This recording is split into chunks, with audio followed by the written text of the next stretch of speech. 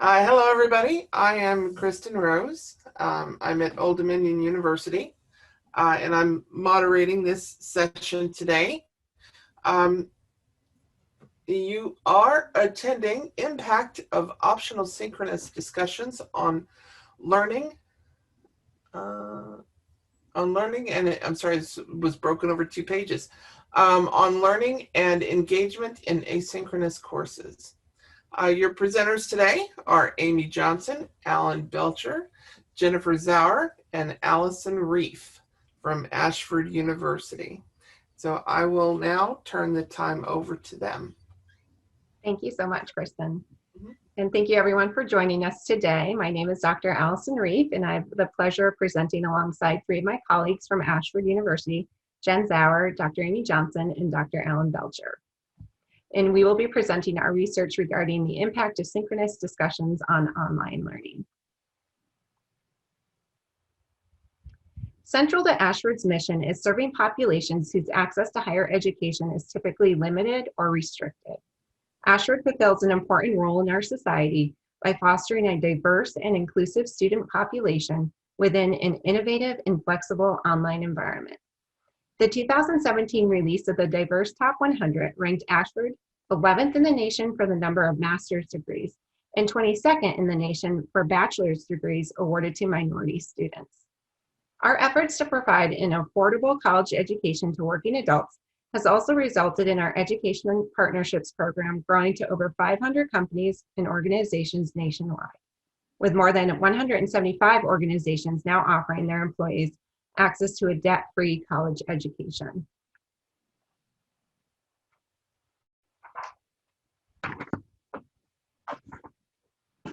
This quote by Dixon sums up where we started with our research study. We wanted to know how we could create a meaningful community of learners for our students. As I mentioned earlier, we are a fully online institution, but the researchers have worked at other institutions where asynchronous is not the norm, whether it is online or on the ground. So we began with the way that we interact with our students. For those who are not familiar, but I'm assuming everyone's knowledge has grown in the last few months of the pandemic, here are some of the main distinctions between synchronous and asynchronous learning. Within asynchronous discussions, there is more time to reflect and revise, and people can respond when it works within their own schedule. However, students often post once and then disappear. Also, there is the possibility of misconstruing the intent behind the written word.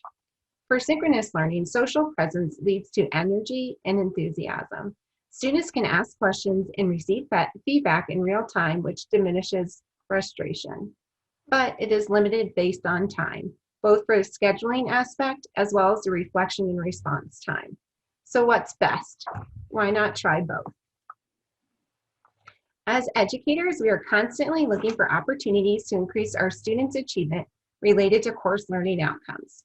One of the most effective methods for doing so is to increase student engagement. Dixon in 2015 defined student engagement as the extent to which students actively engage by thinking, talking, and interacting with the content of the course, the other students in the course, and the instructor. In order to increase student engagement, we need to look to increase the number of student-to-student and student-to-instructor connections in online courses. As a result of increasing engagement, an increase in student mastery of learning outcomes is often observed. Gray and DiLoretto in 2016 found that student engagement through increased instructor presence did have a significant impact on student learning. The following were our research questions around our attempt to introduce a synchronous discussion into an asynchronous course. Next, we're going to introduce the logistics of this effort. We had 3 instructors conduct the live sessions, and they were held in weeks 2, 3, and 4 of the class, once a week in the evening. They lasted 1 hour and included lecture mixed with student participation throughout. Most students chose to be on camera and speak into the mic, but some chose to only use the chat feature. The content for the live sessions was based on one of the discussion forums for the week. Since the live students were excused from the corresponding written discussion, the live session addressed all the learning outcomes of that written discussion. Additionally, weeks 2, 3, and 4 have 2 discussion forums. The one in which students typically struggle the most was the one chosen for the live session. These discussions all had components of lesson planning, so the live sessions built upon each other to help create the thematic unit, which was the final project for the course. The students were graded according to a created rubric. They were required to stay for the entire session, demonstrate critical thinking, participate with thoughtful and relevant commentary, and they also needed to be respectful towards their peers and instructor throughout the session. These screenshots show the traditional discussion forum on the left and the live session on the right. So a traditional discussion asks the students to prepare by reviewing the learning materials. They're then given a prompt and asked to address each part of the prompt in their initial post. Later in the week, the students return to that discussion and reply to 2 peers, again addressing guidelines in the peer response directions. We asked the live students to complete the same preparation through reviewing learning materials. For this particular discussion, if you look on the left, you'll see the top bullet point asking them to explore early learning and academic standards. In the live session, the teacher went through the same topics, discussing early learning standards, then academic standards. The teacher then asked the students to discuss similarities and differences between the two. As the students spoke, the teacher typed their answers on the slides. The instructor then went on to teaching the next bullet point. Out of the 11 sessions, only 3 had 2 or less students choose the live session. The 317 class, which had 0 students choosing the live session, began at the same time as the COVID-19 shutdown, so this likely affected attendance. When considering all the enrolled students, 27% of them attended at least 1 live session. The majority of that percentage attended 2 or 3 of the offered sections.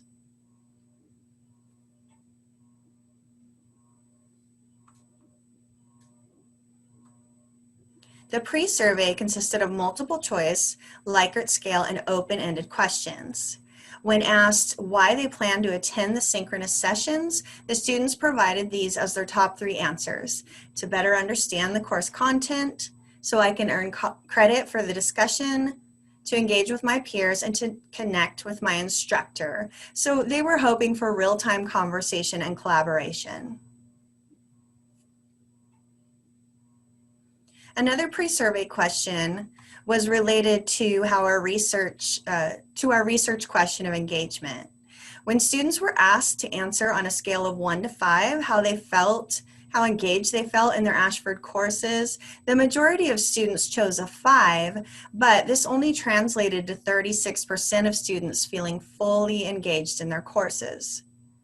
Students also had the chance to complete an open-ended question regarding how they thought attending synchronous sessions would support their engagement, and 38% of students mentioned they felt the sessions would increase their engagement through connections with their peers and instructor. So along with having our pre-survey questions, we also conducted a post-survey with our students to see how they felt afterwards using that same Likert scale on a scale of 1 to 5. And when we went through all of the data and looked at what our students had to say, we were really pleased to see that 78% of our students said that they enjoyed coming to the sessions. When we looked at how many of our students thought they learned something from their peers, half of our students rated that at the highest score of a 5. 71% of our students said that coming to the sessions helps them to feel more engaged in the class. And 73% of our students chose the highest score when looking at how much more connected they felt with their instructor from attending the live sessions. And then 50%, almost 50% of our students also said that they felt more connected with their peers. And what we thought was neat to note there too was while 49% of our students chose the highest score, we also had an additional 10%, so a total of almost 60% of the students who attended who said that they were the highest 2 scores in regards to feeling more connected with their peers from attending the sessions. And then we also asked on our post survey, we asked 2 questions. Would you like another course with synchronous sessions? And would you recommend that Ashford includes more of these types of sessions in future courses? And as you can see, overwhelmingly, the students who attended really would enjoy the opportunity to have more of these sessions incorporated into more courses here at Ashford. And then along with having our Likert scale type questions, we also provided open-ended opportunities for our students to just share with us, anything that they wanted to share in regards to the synchronous sessions that they had attended. And you can see some of the big ideas from the open-ended survey on the screen, but some of the themes that came out in what students wrote was they talked a lot about how attending the sessions really helped to boost their confidence because they had the opportunity to participate in real-time conversations. They talked a lot about just how enjoyable the sessions were, how much they liked them, how much they liked coming, how much they liked, getting to talk to their instructor and talk to their peers. They also talked about how they thought it was really beneficial in these sessions because they got the chance to hear different perspectives. So in our traditional discussion forums, we find that a lot of our students, to post their initial response, responded to their peers, and they've checked their boxes, and that's it. And so they don't maybe get to see or hear as many perspectives as they did in these sessions. And then another big thing that came out was they kept talking about how they really were so grateful that these sessions gave them the chance to have real-time feedback because they could, if they had a question, they could ask it right away versus waiting for an email or feedback in an assignment. Okay, so in addition to the open-ended questions that we had for students on the pre and the post survey, we wanted to look also at their learning outcomes and whether or not they really were learning more in the synchronous sessions versus the asynchronous sessions. Jen just pointed out that students really felt like they learned a lot more when they had the opportunity to collaborate in real time with their classmates and their instructors. That may or may not completely be the actual thing once we look at the numbers. But we're looking right here at a table that shows the overall grade in the class on a 4-point scale. 4 would be an A, 3 and 2, 1 and all that. And this is for individuals that either participated in one or more of the sessions or those that didn't participate in any sessions. If you look, for instance, those who attended 0 sessions had a 3.19. That is just under an 80% average for the entire class on all of the course learning outcomes. You look at the students that participated in all 3 of the sessions, a 3.41 on that 4-point scale, that turns out to about an 85%. So that's a 5% improvement. It looks great. We did not find statistically significant results in that, most likely because we just had small numbers of students participating. It might also be the case that those students who were more likely to do well anyway were those who opted into the new and different kind of discussion session. This table shows a breakdown of those course learning outcomes, again on the 4-point scale, broken down by students who participated in one or more of the sessions or did all of their work asynchronously. Again, there was small but statistically non-significant improvement in the aggregate scores. Let's look, for instance, at course learning outcome number 4. That outcome for this course says that students will design integrated standards-based lessons for diverse childhood population. This is an early childhood development course. So we hope students can build lessons for their students in a diverse population. When you look at that learning outcome number 4, we find out that those students who did not attend any of the live sessions, a 3.00, versus those who attended one or more live sessions, 3.18. Now that change, again, about a 4.5% improvement is important, but still it was not statistically significant. Again, we think small numbers. Perhaps if we had larger population, we might find some different results, but we were encouraged by that. One more thing that we found out, though, interestingly, was that the average number of responses between students, to and from students, in the live sessions was 2.67, 2 2/3.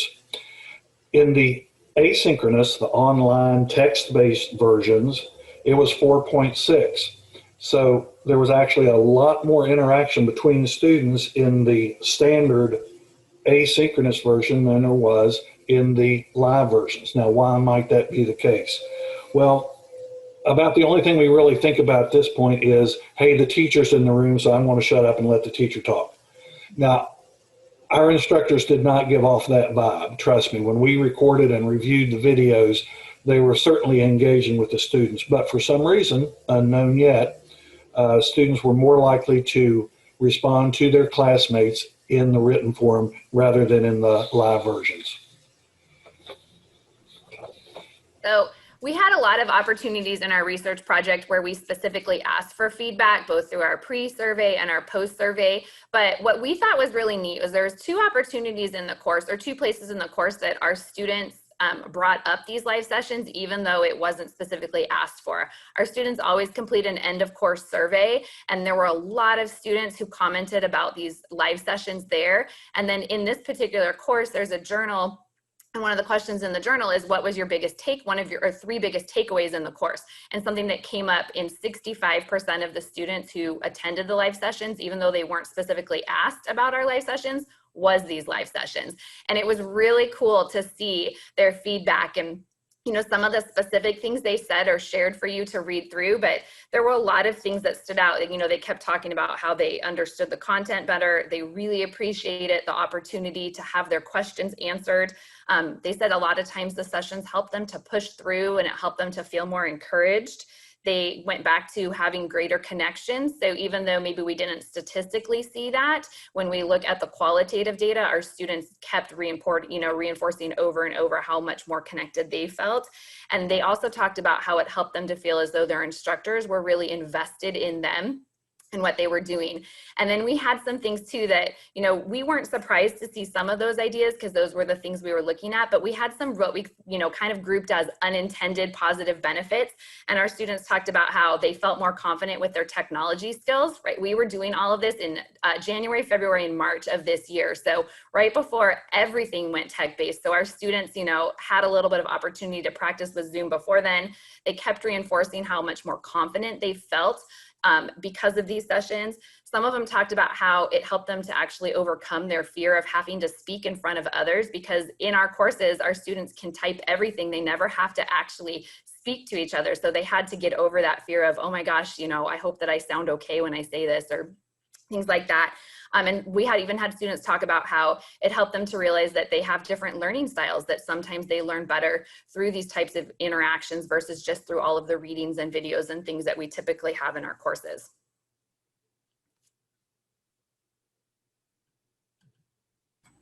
Unmute, got me. All right, rather than telling you what the different types of interactions and feedback look like within the courses, we thought we would show you. So we're going to highlight these in general and briefly show you what they look like. So this first example is traditional feedback from an instructor to a student in Canvas. It comes from a task where the students were asked to write out a clear goal and objective in a lesson plan, which is something that our students really struggle with. As you can see, this is very strong feedback. It highlights the strengths and weaknesses. It provides the students with an example and a place to go if they get stuck, and it asks the student to try again. This second example is a hybrid model, which is video feedback to each person in the written discussion forum. So let's watch what we see.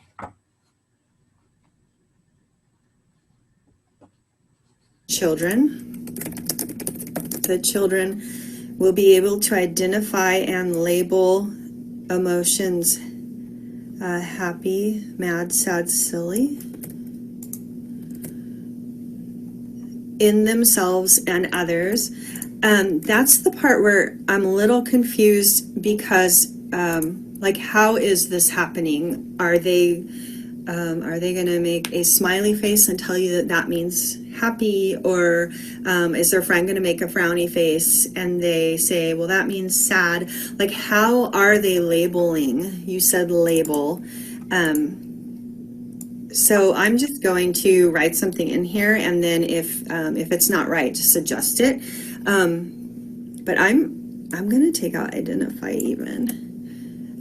We'll be able to label the emotions happy, mad, sad, and silly by something like by choosing the correct face on a feelings chart. And then I would say like with 80% accuracy. So say that. So with that one, you could see that the instructor was providing her live feedback that was recorded and given back to a student within a asynchronous discussion forum. And now here's our third option, which was pulled from the synchronous session. What you will see in the live session video is when a student asked for help with their objective, it wasn't just the instructor who helped. The other students in the session jumped in and they worked together collectively to create the objective.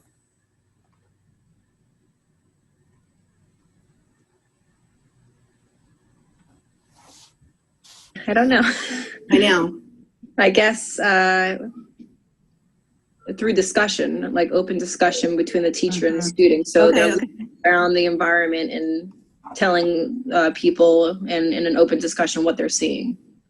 Okay, so I would pick details like what did you say? You gave a number. The students wheel tied. No, I don't think I did a number.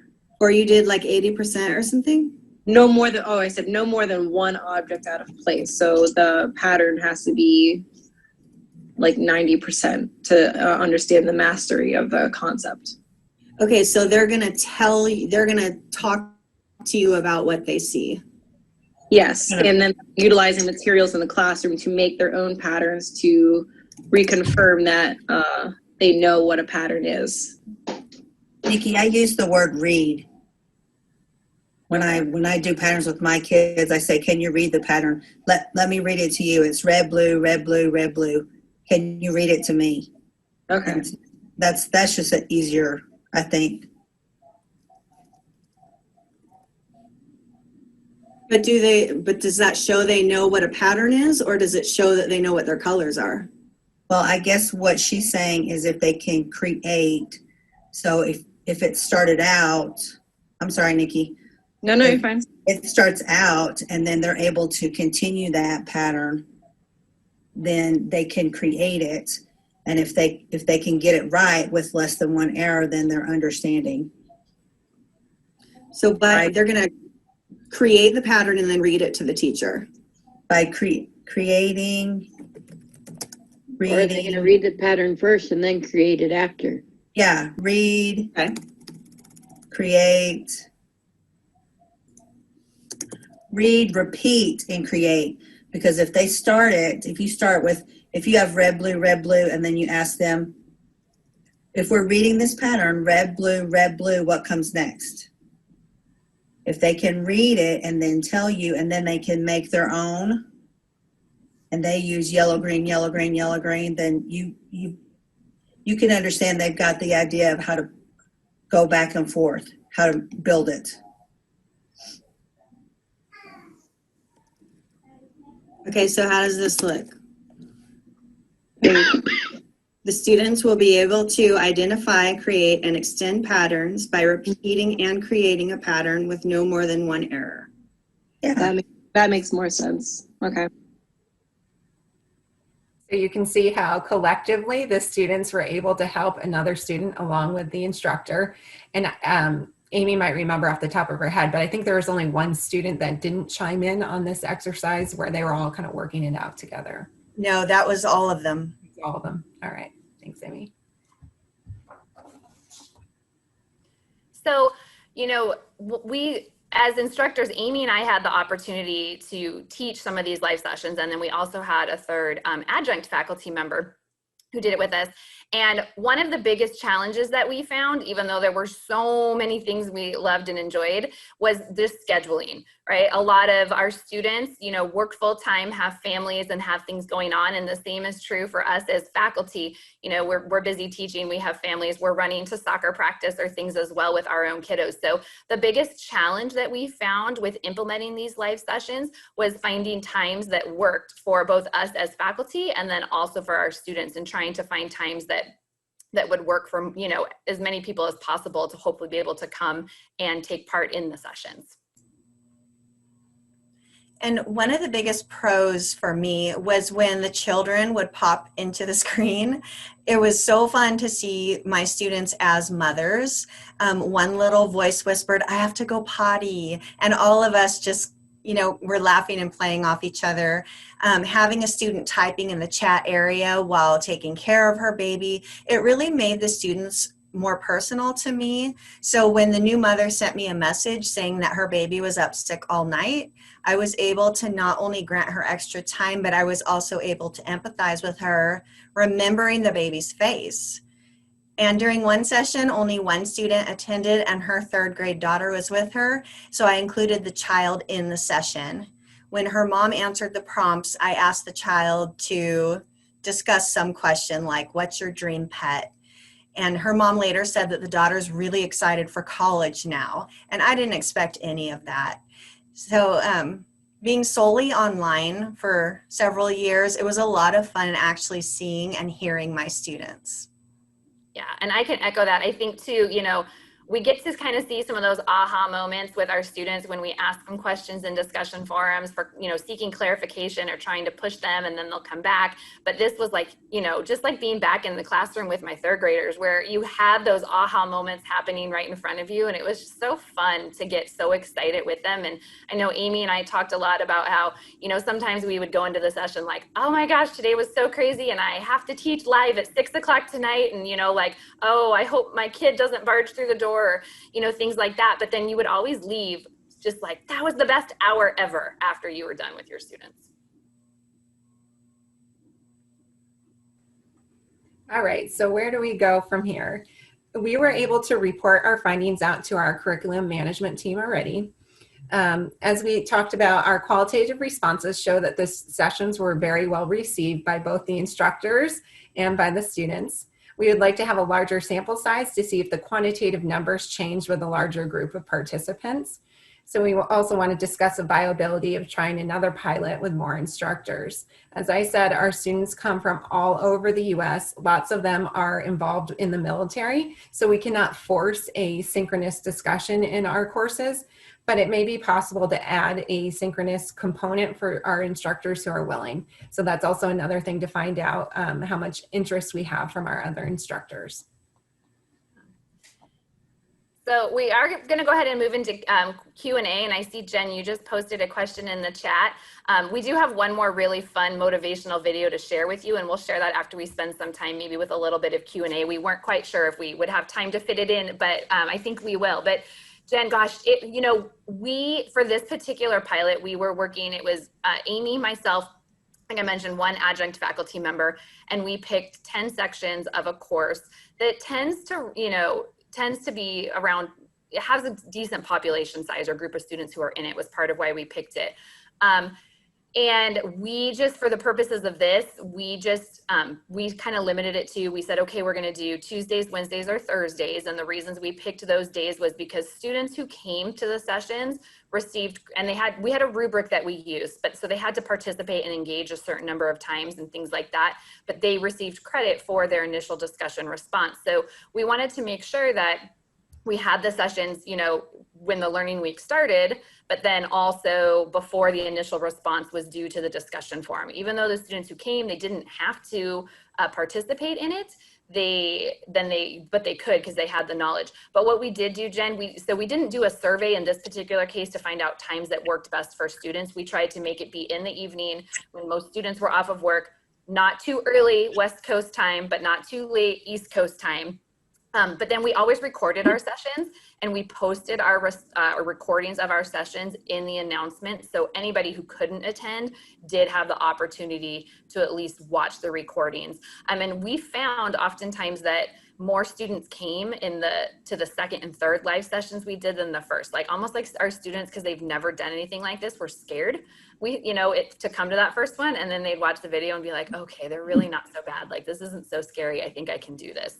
So that was what we did. And then let's see, yours says, did you have the students post their discussion link and as in the discussion as their post? So what we had our students do, because our discussion forums help with the attendance requirement for our students, was we had our students who attended go in and their initial response was just, I attended the live session, so that it monitored and tracked their attendance. That was how we did that. And that counted for both their post and peer responses. That's all they needed to post in the written discussion area.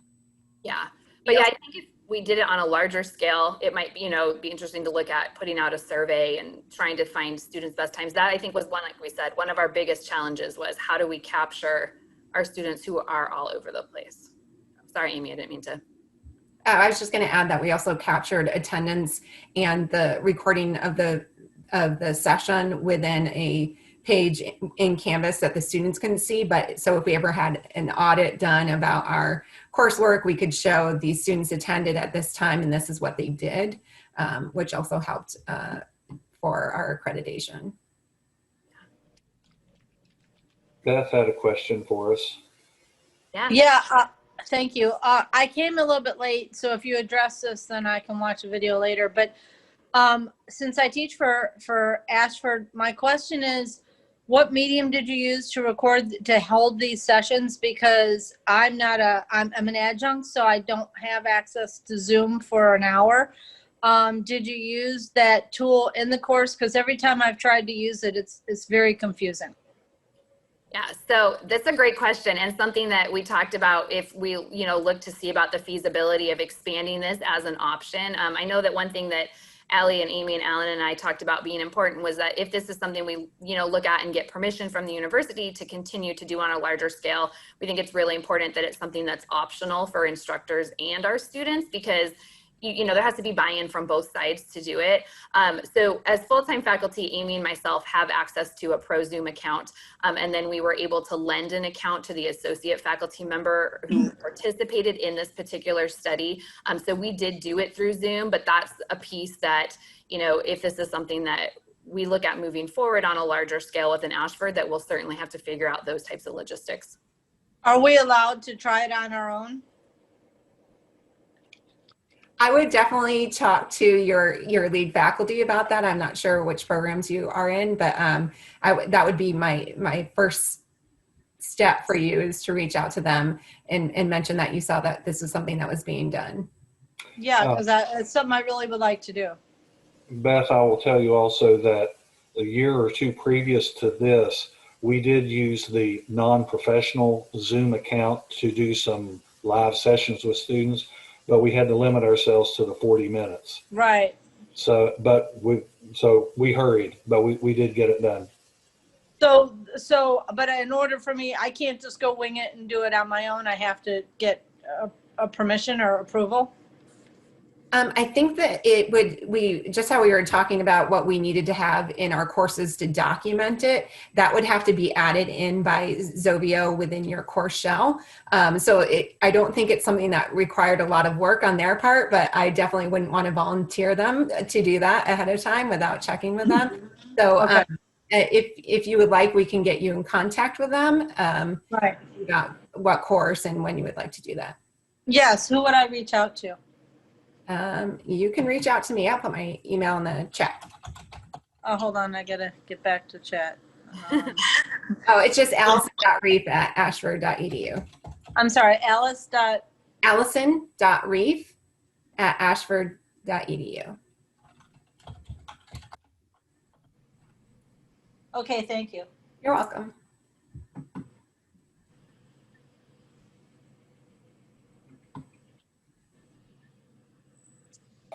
Do we have other questions from the bunch out there?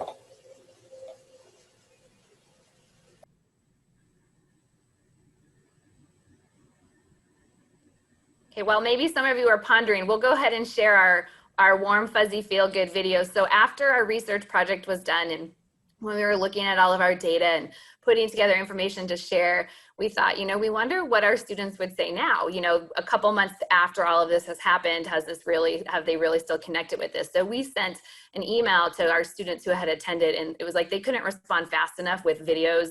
We asked them to send a video just statement.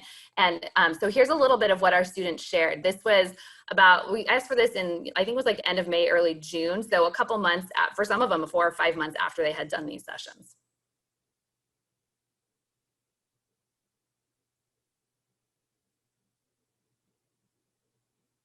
Recently, I participated in live sessions while enrolled in ECD 315.